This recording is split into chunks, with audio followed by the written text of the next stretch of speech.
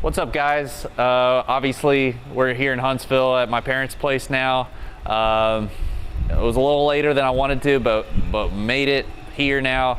Got my buddy Todd here with me, and he's gonna show us a little bit about his new truck and his race car. So, Todd, what do you got here? Okay, yeah, so I've got a brand new, new to me, 2021 Toyota Tundra. Just got it about around a month ago. Okay. Had to get it because I needed a tow vehicle because the 2001 Ranger just wasn't able to handle the weight. So anyway, picked it up from Midland, Texas. Had to go out there that far to find one that had all the stuff that I wanted on it and with low mileage. When I got it, it was just over 38,000 miles. Okay. So cool. It's an offer I couldn't refuse. Yeah. And so what yeah. year did you say it was? 21. Okay. Man, so it's SR5. It's got the TSS package. That's something from the Gulf States Toyotas dealerships do. So that gave it the 20-inch wheels, the running board. Okay. I think it's what did the blackout package on it. But so yeah. Nice. Cool deal. And the reason also, how did it drive on the way up? It did good. Yeah. Did real good. Taking some getting used to driving a full-size truck now compared to that little Ranger, but I'm getting the hang of it. Todd had what year was your Ranger? 2001 Ranger. I bought it in 2004. It had, I think, only 27,000 miles on it. I just sold it a couple weeks ago, and it had 324,000 and some change on it when I sold it. So you put 300,000 miles. I put nearly 300,000 miles on it. Cow. So yeah. Awesome. So yeah, and I just got a new tonneau cover for it, so that's pretty nice. Keeps everything dry and out of sight for when we're doing the track events. So yeah, that's huge because getting your tools soaked is such a pain in the butt, and it's just super annoying. Right. All right, so tell me about your car here. All right, so this is my 2017 Miata RF. Okay. And what's the RF? I don't know. I'm not sure what the RF stands for. Retractable. But that means it's a hard top, right? It's a hard top, correct, because most Miatas are soft tops. This is the retractable hard top. Okay, I think, so yeah, it's like the sexy styling. Yeah, very it's sexy. Not the little canvas hard top or canvas soft top that you're used to seeing. Looks very much to me like kind of like the early 240s and even the old Opel GTs if people old enough to remember those. So So yeah, I like it. It's fun. It's way more capable than I am, so maybe one day I'll be a big boy and get to drive a Viper, but for now this keeps my hands full. That's true of everyone though. No one's driving their car to the limit, at least the stuff we do, but he's got his tow hooks here in case he ever goes off track. I honestly love that Mazda has threaded inserts already from the factory. Yeah, that you just pretty pop nice. out a little plastic cover and you've got a threaded insert for your tow hooks. I know Porsche does that too for all their GT cars, which it's just, I don't know. I love the idea that a manufacturer like installs this stuff from the factory for you to go racing your car. Like, I just love the idea of that. So it's pretty neat. Super cool. Anything here in the back that you got going on? You just changed all the brakes. Oh yeah, right? So new rotors, new brake pads, new tires. So got the new, what are those, Continental Extreme Contact Sports on there. Oh nice, so those are gonna be super grippy. Oh yeah. Yeah. Chad and I did a brake fluid flush, so it's not got the Modal 600 stuff in it. Fresh oil change, so yeah, she should be ready to go. All right. Is this your trailer or whose trailer is this? This is Nick Gonzalez's trailer. Let me borrow it. Then. It's stolen, yeah. It's not even his. Well, he stole it, and I'm just borrowing it, so. Yeah. You got another tow hook back here. I love it. Yep. Sweet. Awesome, man. Well, thanks for showing me your car, for sure. And hopefully we'll have a nice, safe drive we're going to have a blast. No issues. Yeah. What's up, guys?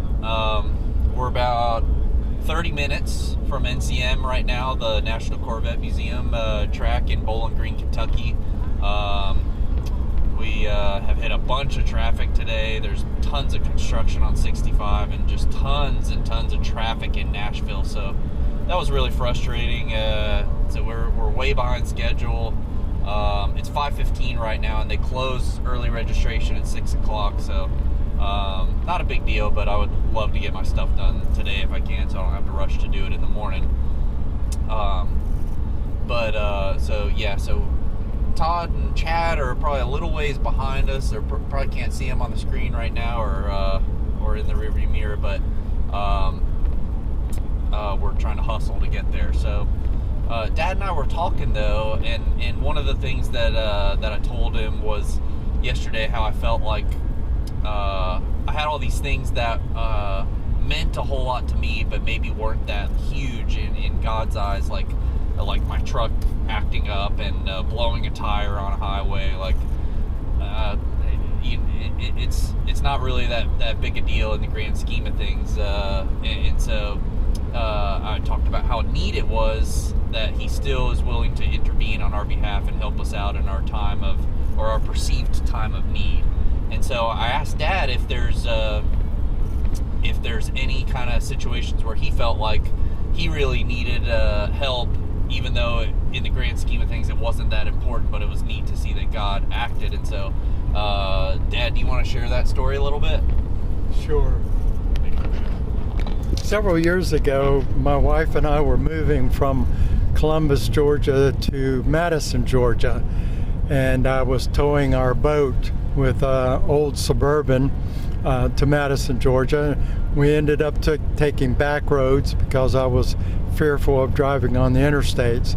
And about halfway there, on a small country 2-lane road in middle Georgia, I noticed a pull on the Suburban and looked in my rearview mirror and saw a wheel going across the road into the ditch, and the axle sitting on the pavement sparking. So obviously I pulled the car over and went back and looked, and the wheel had sheared all the lugs off. And I went and picked up the wheel, and I had no way to put the wheel back on because the lugs were gone.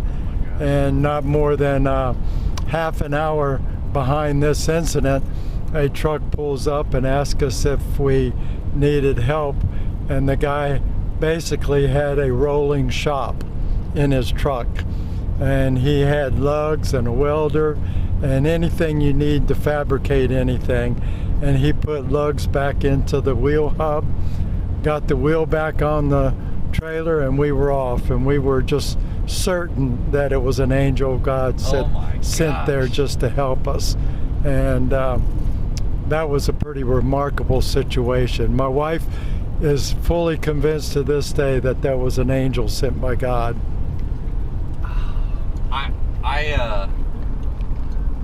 This is the look of like sheer kind of shock. Like I asked Dad if he had a story like that, and he started to tell it to me, but once he got to a wheel falling off, I made him stop telling the story because I knew it was going to be good, but I didn't know any of that. And that's just wild that it was a rolling shop. Like he had a welder on the spot, he had stuff to everything we needed.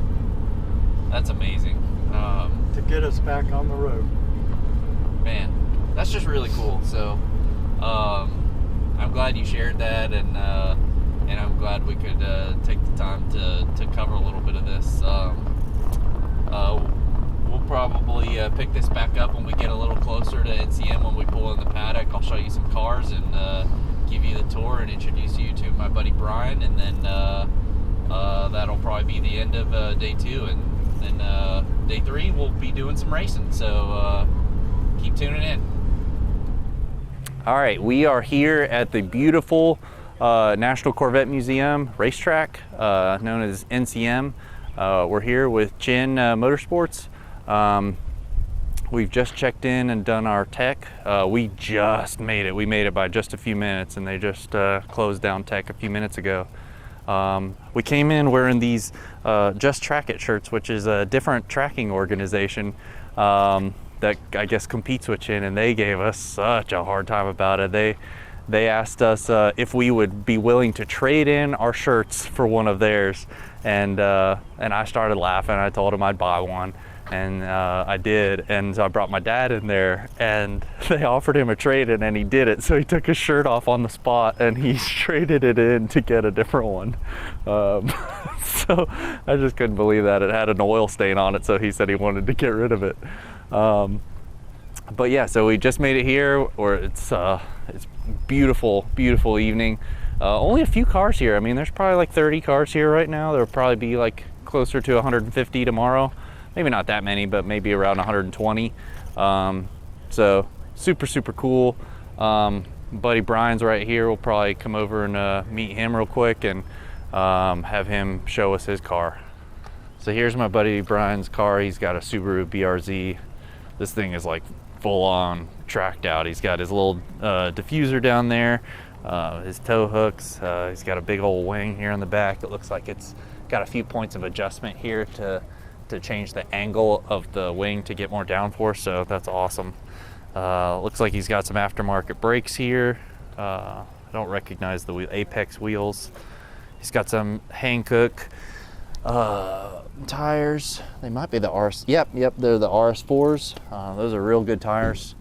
Got some diffuser blades up front to help initiate some more downforce, which is awesome. It's got a nice little toe strap. It is turbocharged, by the way, which is awesome. So he is not lacking in any power whenever we're running in our run. Me and Brian are typically in the same run group. So despite it being a 4-cylinder and me having a V10, we're like typically pretty close. So he makes some good power in this car. It's really fast, and Brian's a good driver. So yeah, it's an awesome car. Really cool. Then his tow rig, no less, is pretty awesome too. I mean, you can't get much better than towing with a Ford Raptor, so pretty cool.